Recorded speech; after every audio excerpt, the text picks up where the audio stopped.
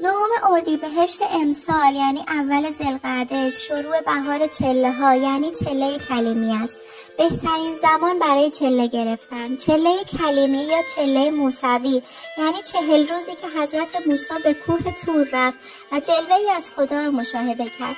چله های زیادی وجود داره ولی تنها چله‌ای که خداوند از اون در قرآن خبر داده و خود خدا حضرت موسی را به این چله دعوت کرده همین چله کلیمی است که از اول ذوالقعده تا 10 ذوالحجه است، یعنی همین سه‌شنبه 9 اردیبهشت تا 16 خرداد.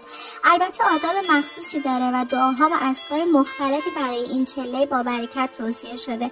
اگه دوست داری آداب چله کلیمیه رو بدونی و اینکه برای هر نیتی چه ذکری رو توی این 40 روز بگی، توی کپشن برات نوشتم، برو ببین و توی کامنت ها حاجتت رو بنویس تا همه با هم دعا کنیم برای حاجت روا شدنت.